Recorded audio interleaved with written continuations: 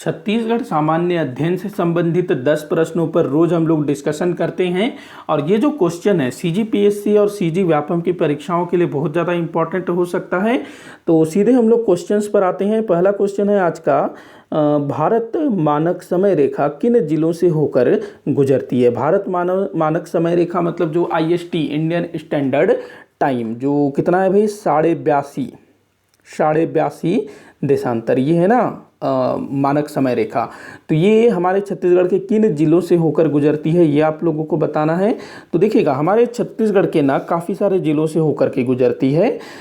सबसे पहले तो भाई बलरामपुर है, फिर सूरजपुर है, इसके अलावा सरगुजा में भी, कोरबा में भी, जांजगीर चांपा में, बलौदाबाजार, महासमुंद। तो यहाँ पर कौन कौन से स्थान हैं। रायगढ़ से नहीं गुजरती है, सबसे पहले हम लोग नहीं वाले को काट देते हैं। रायगढ़ से नहीं गुजरती है, बिलासपुर से नहीं गुजरती है, यहाँ से भी नहीं गुजरती है। तो यहाँ जांजगीर चांपा, बलौदाबाजार, महासमुंद, इन 3 जिलों से होकर के गुजरती है। इनके अलावा और कौन कौन से हैं, बलरामपुर है, सूरजपुर है, सरगुजा है, इनसे भी गुजरती है, तो ध्यान रखना। अगला क्वेश्चन देखते हैं। सविनय अवज्ञा आंदोलन के दौरान निम्नलिखित में से किसने 15 अप्रैल 1930 को रायपुर में नमक कानून भंग किया। तो देखो 15 अप्रैल 1930 को रायपुर में एक सम्मेलन आयोजित किया गया था। तो यहाँ पर जो अध्यक्षता की थी वो सेठ गोविंद दास जी ने अध्यक्षता की थी। मतलब ये भाई शामिल थे, पंडित रविशंकर शुक्ल भी यहाँ पर शामिल थे, ये भी शामिल थे, ये भी शामिल थे। इसके अलावा ये जो महंत लक्ष्मी नारायण दास हैं ये भी शामिल थे, द्वारका प्रसाद मिश्र भी यहाँ शामिल थे। तो चारों जने यहाँ पर शामिल थे। आंसर क्या हो जाएगा, 1 2 3 4 देखते हैं। 1 2 3 4 मतलब बाकी आप लोग मुझे कमेंट बॉक्स में बताइएगा कि महात्मा गांधी जी ने कब सब ये जो दांडी यात्रा है नमक कानून के उल्लंघन के लिए कब से कब तक की थी, कब शुरू की, कब समाप्त हुआ, कमेंट बॉक्स में बताइएगा। आगे बढ़ते हैं अगले क्वेश्चन की तरफ। मध्य प्रदेश राज्य के साथ छत्तीसगढ़ के कौन से जिले संलग्न हैं। मध्य प्रदेश जो कि हमारे छत्तीसगढ़ राज्य का मात्र राज्य है, तो छत्तीसगढ़ के कौन से जिले मध्य प्रदेश को स्पर्श करते हैं। तो देखो बलरामपुर ये तो स्पर्श करता है, सरगुजा नहीं करता है, नहीं वालों को काट देते हैं। इस तरह के जो क्वेश्चन होते हैं ना, उसमें सबसे पहले आप नहीं वालों को हटा दो। सरगुजा भाई ये तो लैंडलॉक्ड है ना, भू आविष्ठित जिला है। उसके बाद बिलासपुर ये भी भू आविष्ठित जिला बन गया, यहाँ भी बिलासपुर दिया हुआ है। तो सीधा आपका आंसर हो जाएगा द। देखो मुंगेली स्पर्श करता है ना, कोरिया भी स्पर्श करता है, कबीरधाम भी स्पर्श करता है, तो ये आपका आंसर हो जाएगा। इनके अलावा कोरिया भी स्पर्श करता है, सूरजपुर भी स्पर्श करता है, बलरामपुर भी स्पर्श करता है। उसके बाद राजनांदगांव भी मध्य प्रदेश को स्पर्श करता है। और अभी जो नवगठित जिला 28वां जिला गौरेला, पिंडरा, मरवाई, वो भी जो है मध्य प्रदेश को स्पर्श करता है, ध्यान रखेंगे। आगे बढ़ते हैं अगले क्वेश्चन की तरफ। जसपुर पाट प्रदेश का प्रमुख खनिज कौन सा है।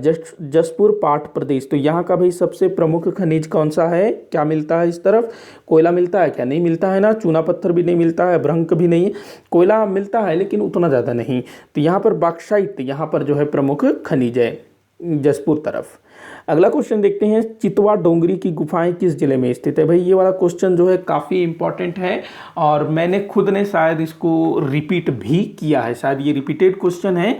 तो चितवा डोंगरी जो कि एक क्या कहते हैं प्रागैतिहासिक कालीन, इसमें क्या मिला है, चित्र, प्रागैतिहासिक कालीन चित्र, मतलब कि आदिमानव से संबंधित शैल चित्र प्राप्त हुए हैं चितवा डोंगरी में। कहाँ पर है, राजनांदगांव जिले में है चितवा डोंगरी, जो कि प्रागैतिहासिक कालीन गुफा है।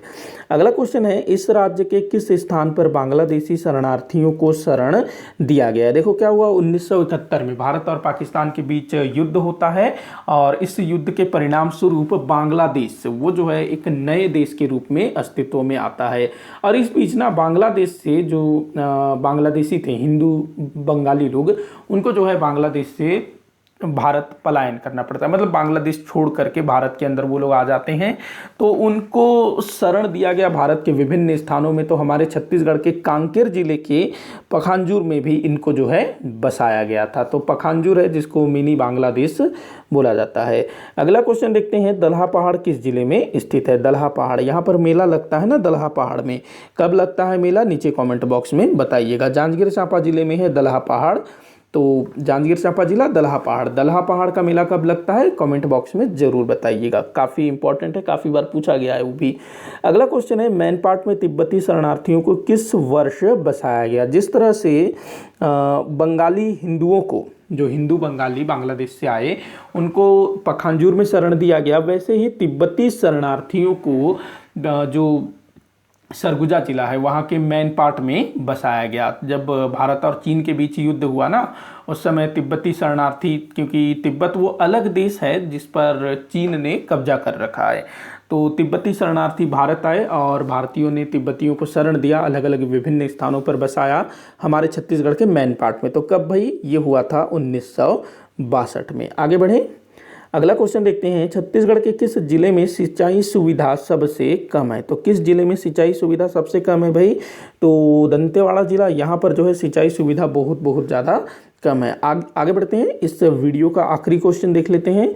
तो पहला क्वेश्चन दिया है, शिक्षा समिति जनपद पंचायत के क्षेत्राधिकार में क्या सम्मिलित नहीं है। तो ये पंचायती राज से संबंधित प्रश्न है। शिक्षा समिति जनपद पंचायत के क्षेत्राधिकार में क्या सम्मिलित नहीं है। तो जो जनपद पंचायत होता है, जिला पंचायत होता है, इसमें काफ़ी सारी समितियों को गठित किया जाता है, जिनमें से एक शिक्षा समिति भी है।